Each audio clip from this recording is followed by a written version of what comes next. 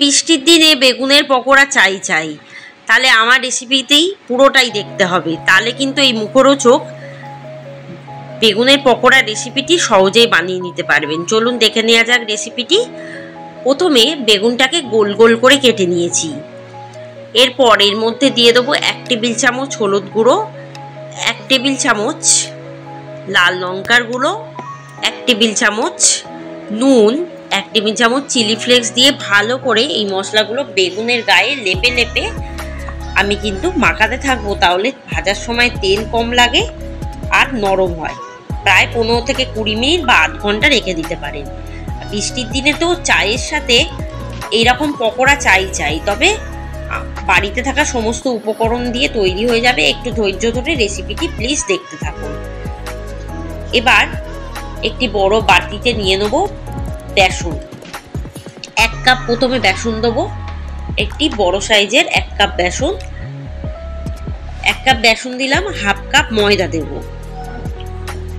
আর দিয়ে দেবো 1 টেবিল চামচ নুন, 2 টেবিল চামচ রোস্টেড তিল।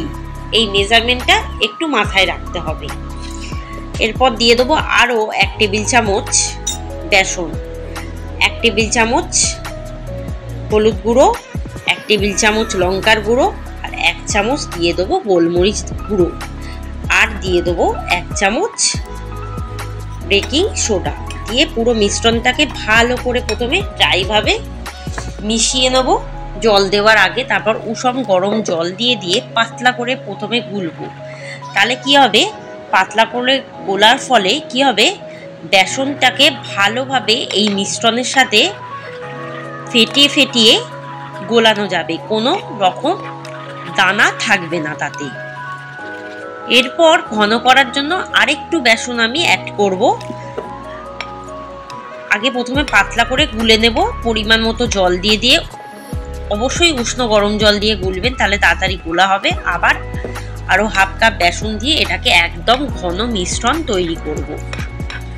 এরপর একটা বেগুন ডুবিয়েও আমি দেখে দেবো।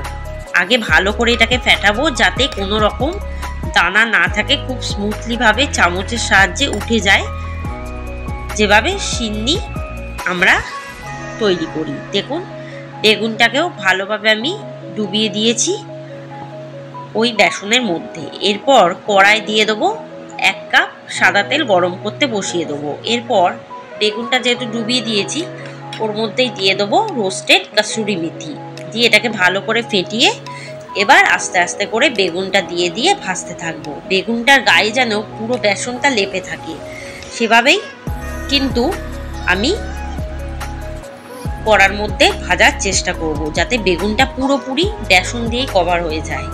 এরপর আঁচটাকে কমিয়ে দিয়ে ভাজতে থাকবো। যেহেতু তেলটা ভালো করে গরম করে নিয়েছি, এবার কিন্তু আঁচটাকে কমিয়ে দিলে কোনো রকম অসুবিধা হবে না, বরং ভালোভাবে ভাজা যাবে আর কাঁচা থাকবে না। আমার রেসিপিগুলো কেমন লাগছে জানাতে ভুলবেন না, আর আমার চ্যানেলে সবাইকে স্বাগত জানাই এই মাই সিম্পল লাইফস্টাইল ব্লগে। আচ্ছা, ওপর থেকে একটু রোস্টেড তিল ছড়িয়ে দেবো সমস্ত বেগুনের গায়ে। যে পিঠটা এখনো ভাজা হয়নি সেই দিকে কিন্তু তিলটা ছড়াতে হবে, তাহলে তিলটা বসবে। এবার আস্তে করে অপর পিঠটা উল্টে দেবো। এটা কিন্তু ভীষণ মজমজে খেতে হয়, গরম গরম খেলে এর স্বাদ কিন্তু ভুলতে পারবেন না। খুব ভালোভাবে ধৈর্য ধরে এটাকে কিন্তু ভাজতে হবে। খুব লাল লাল করে ভাজবো। দেখুন তিলটা কিন্তু বসে গেছে যেদিকে আমি তিলটা ছড়িয়েছিলাম।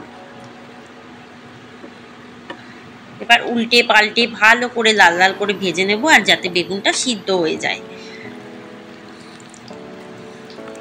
কারা কারা সন্ধ্যেবেলা এরকম চায়ের সাথে বৃষ্টির দিনে পকোড়া খেতে ভালোবাসেন জানাবেন কমেন্টে। দেখুন প্রথম পর্বে ভাজা কিন্তু কমপ্লিট হয়ে গেছে। এবার তেলটাকে ঝারিয়ে আমি কিন্তু তুলে রাখছি একটি পাত্রে। দেখেই লোভ লাগছে নিশ্চয়ই, এটা কিন্তু বাড়িতে বানিয়ে খান, খুব ভালো লাগবে আমার কথা বিশ্বাস না করে। ওই তেলেই বাকি কিন্তু বেগুনগুলো ভেজে নেব, বেগুনের পকোড়াগুলো। দেখুন আমি আগেই বলেছিলাম আপনাদের যে বেগুনের পকোড়া বা বেগুন ভাজার সময় যদি নুন, হলুদ, বা লঙ্কার গুঁড়ো মাখিয়ে রাখা যায় 15 থেকে 20 মিনিট ধরে রেস্টে রাখা যায়, তাহলে কিন্তু তেলটা কম লাগছে। দেখুন, আপনারা নিজেরাই দেখে বুঝতে পারবেন তেলটা কতটা কম লাগছে। ওপর থেকে একটু তিলটা ছড়িয়ে দিলে তেলটা মুখে পড়লে আরো বেশি ভালো লাগে খেতে।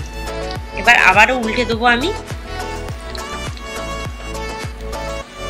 আর বেগুনগুলো কিন্তু সিদ্ধ হয়ে গেছে। এভাবে আঁচটাকে কম রেখে ভাজতে ভাজতে, আর সার্ভ করার সময় একটু উপর থেকে হালকা করে রোস্টেড তিল ছড়িয়ে দেবো, খেতে আরো বেশি ভালো লাগবে। কারা কারা এই রেসিপিটি পছন্দ করলেন জানাবেন কমেন্টে। আর আগামী দিনের রেসিপির জন্য নতুন নতুন চ্যানেলে কিন্তু চোখ রাখতেই হবে। প্রতিদিন নতুন নতুন রেসিপি আসবে, অনেক চমক আছে। তাই জন্য আমার চ্যানেলটিকে সাবস্ক্রাইব করে এগিয়ে দিতে হবে, আপনাদের হাত ধরেই এগিয়ে যাবে। বাকিগুলো তুলে সার্ভ করে দেবো। আর আমার চ্যানেলে চোখ রাখতে হবে নতুন নতুন রোজ রোজ রেসিপি দেখতে হলে আর রান্না শিখতে হলে। ভালো থাকবেন, সুস্থ থাকবেন, সাবধানে থাকবেন। অবশ্যই আমার চ্যানেলে চোখ রাখবেন আর চ্যানেলটিকে একটু সবার মাঝে শেয়ার করে দেবেন। ব্যাস, ধন্যবাদ।